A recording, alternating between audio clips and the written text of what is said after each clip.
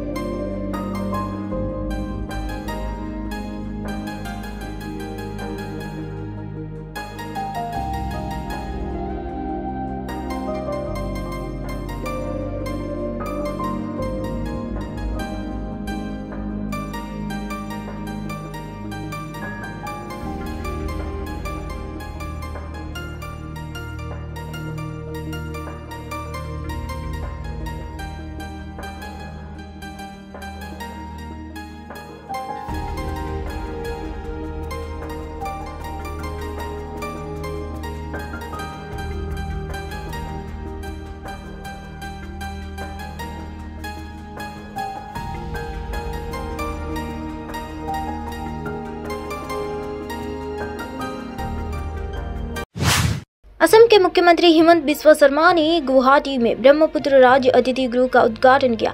उद्घाटन के दौरान वरिष्ठ मंत्री रेणुका बुइया शर्मा और अन्य अधिकारी भी उपस्थित थे। 43,000 वर्ग फुट में बने इस गेस्ट हाउस, जिसमें 2 वीआईपी रूम में 4 वीआईपी रूम और 6 वीआईपी कक्ष, सम्मेलन कक्ष, डाइनिंग हॉल, सुरक्षा बैरक और रेजिडेंट अधिकारी आवास है।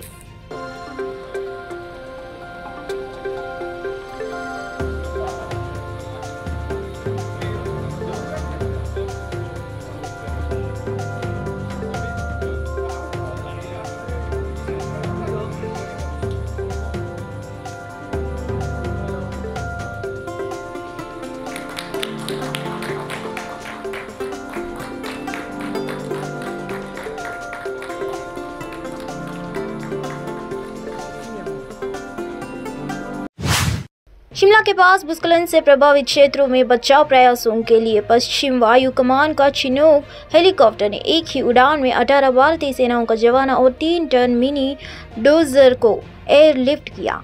लगातार बारिश हिमाचल प्रदेश के कुछ हिस्सों में बाढ़ का कहर जारी है, जहां पिछले कुछ हफ्तों से भारी बारिश हो रही है, जिसके कारण इमारतों और संपत्तियों को नुकसान हुआ है। हिमाचल प्रदेश में भारी बारिश के कारण भूस्खलन, बादल फटने और सड़क अवरुद्ध होने से कम 55 लोगों की जान चली गई है।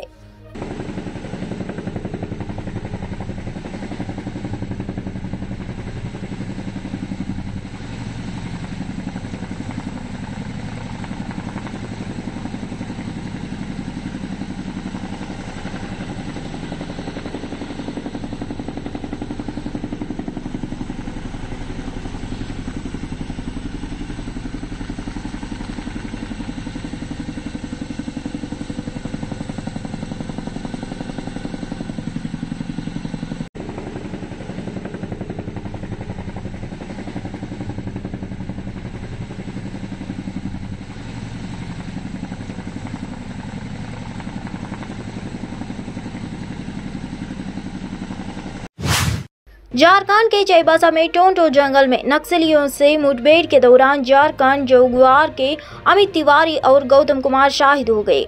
दोनों शहीदों को पार्थिव शरीर रिम्स में पोस्टमार्टम के बाद देर शाम झारखंड जगुआर के मुख्यालय लाया गया। झारखंड जगुआर मुख्यालय में राज्यपाल CP राधाकृष्णन और CM हेमंत सोरेन सहित राज्य से मुख्य सचिव से लेकर गृह सचिव और दूसरे लोगों ने श्रद्धांजलि दी। इस मौके पर शहीद के परिजनों से राज्यपाल और मुख्यमंत्री ने मुलाकात कर उन्हें सांत्वना दी। मुख्यमंत्री हेमंत सोरेन ने कहा कि सरकार राज्य में नक्सली गतिविधि को काबू में करने का प्रयास कर रही है। झारखंड जगुआर के 2 जवानों को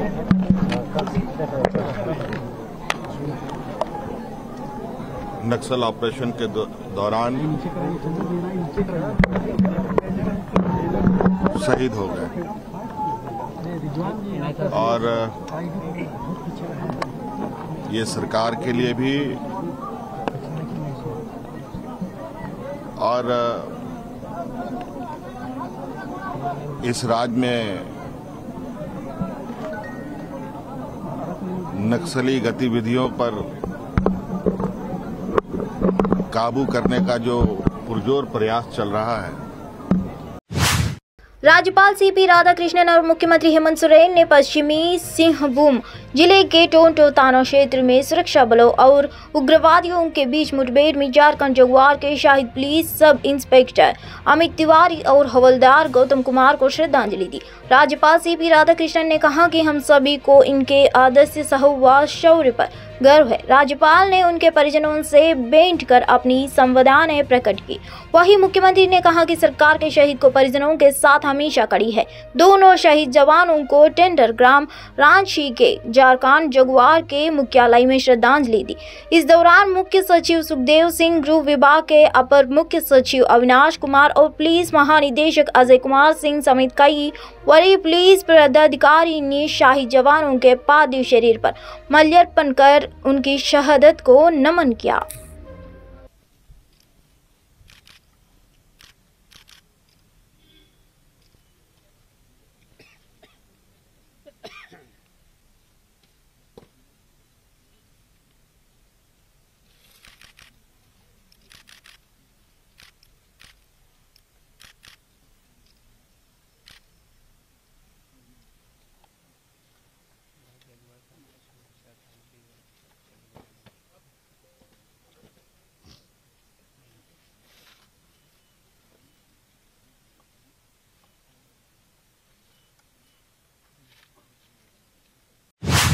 हिमाचल प्रदेश के मुख्यमंत्री सुखविंदर सिंह सुक्खू ने प्राकृतिक आपदा प्रबंधन के लिए हाई पावर कमेटी के साथ बैठक की।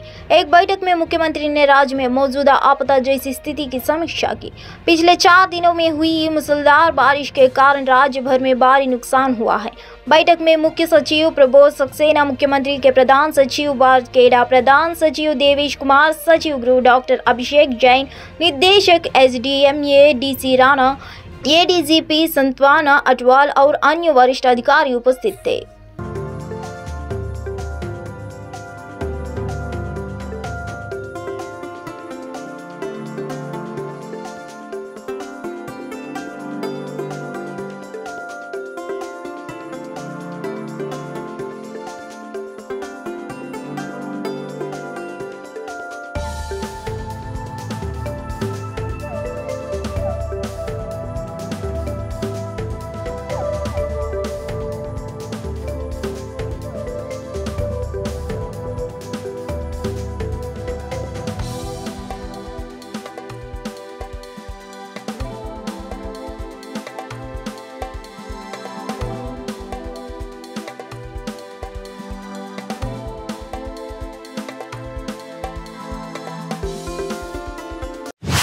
राजस्थान के मुख्यमंत्री अशोक गहलोत ने मुख्यमंत्री निःशुल्क अन्नपूर्ण खाद्य पैकेज योजना शुरू की। राष्ट्रीय खाद्य सुरक्षा अधिनियम ने तहत आने वाले परिवारों को अन्नपूर्णा भोजन मिलेगा। हर महीने मुफ्त में पैकेट। अशोक गहलोत ने कहा, स्वतंत्रता दिवस के अवसर पर अन्नपूर्णा भोजन पैकेट योजना शुरू करना बहुत खुशी की बात है। पूरे देश में राजस्थान जैसा उत्सवी माहौल है। इस बार योजना का अनुभव हुआ। इस योजना से लगभग 1,80,000 लोग लाभान्वित हुए। अन्नपूर्णा गारंटी कार्ड के माध्यम से हितग्राहियों को कंप्यूटर में अंकित पत्रता अनुसार भोजन पैकेट प्राप्त हुए। प्रसन्नता है कि आज 15 अगस्त एक पावन दिवस है और जिस प्रकार से स्वाधीनता दिवस मनाते हैं हम लोग, उस मुबारक मौके पर अन्नपूर्णा फूड पैकेट योजना का भी प्रारंभ करना निश्चय किया। मुझे खुशी इस बात की भी है कि आजकल राजस्थान के अंदर जो उत्सव का माहौल है। मैं चाहूँगा ऐसा उत्सव का माहौल पूरे देश के हर राज्य में हो। इस बार ये प्रयोग किया गया तो मुझे खुशी है कि 1,93,00,000 परिवार राजस्थान में। केंद्रीय मंत्री और अपना दल सोनेलाल की नेता अनुप्रिया पटेल ने विपक्षी दलों पर करारा हमला किया है। स्वाधीनता दिवस के अवसर पर पीएम मोदी ने भाषण की आलोचना करने पर उन्होंने कहा कि विपक्ष पूरी तरह हताशा और निराशा हो गया है, इसलिए इस तरह की बातें कर रहा है। उन्होंने कहा कि विपक्ष जानता है कि 2024 के लोकसभा में भी उनकी वापसी संभव नहीं है, इसलिए वो इस तरह की बातें कर रहा है। भारत के पूर्व प्रधानमंत्री भारत रत्न श्रद्धेय अटल बिहारी वाजपेयी जी को मैं अपनी पार्टी, अपना दल की ओर से, हमारे सभी एनडीए घटक दलों की ओर से और पूरे हमारे एनडीए परिवार की ओर से विनम्र श्रद्धांजलि अर्पित करती हूँ। वो 140 करोड़ भारतीयों की श्रद्धा का केंद्र हैं और सदैव उनकी कविताएं, उनका साहित्य, उनकी राजनीतिक जीवन यात्रा हमें प्रेरित करती रहेगी। मैम, उन्हीं की जो पॉलिसी रही है करप्शन को हटाना है और जिस तरह के जो उनके मार्क्स हैं उन्हीं पर ही बीजेपी आज तक काम कर रही है।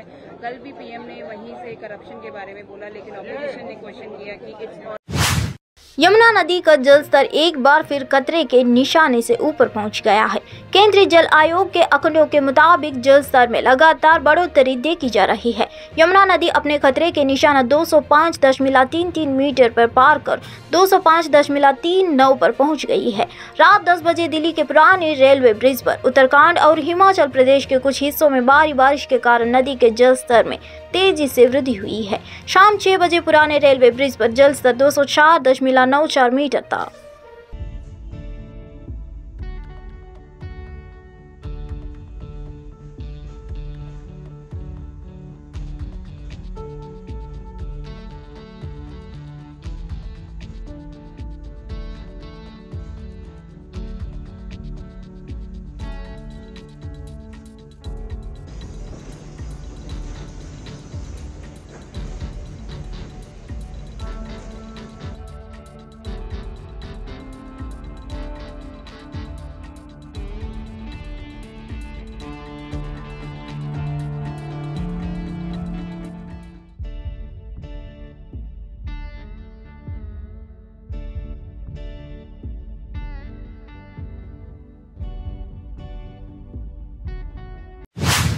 कल भारत ने अपने 77वां स्वतंत्रता दिवस मनाया। इस मौके पर हिज़्ब उल मुजाहिदीन आतंकवादी इरशाद अहमद के भाई बशीर अहमद ने अपना आवाज पर राष्ट्रीय ध्वज फहराया। इरशाद अहमद को अंत की संगठन से संबंध के कारण पिछले साल अक्टूबर में यूएपीए के तहत आतंकवादी घोषित किया गया था। उनके भाई बशीर अहमद ने परिवार के अन्य सदस्यों के साथ इस अवसर का जश्न मनाने के लिए एक कार्यक्रम का आयोजन किया। परिवार के बच्चों ने भी राष्ट्रीय गीत सुनाए और कार्यक्रम का भरपूर आनंद उठाया। इरशाद 1949 में आतंकवाद के शामिल हो गया और एलएसी के दूसरे ओर चला गया। मुदस्सिर अहमद के पिता तारिक हुसैन गैनू ने कहा कि हमने राष्ट्रीय ध्वज फहराया है और हम सभी से ध्वज फहराने का आग्रह करते हैं। मेरा बेटा गलत रास्ते पर चला गया, हम सरकार से वापस लाने का आग्रह करते हैं।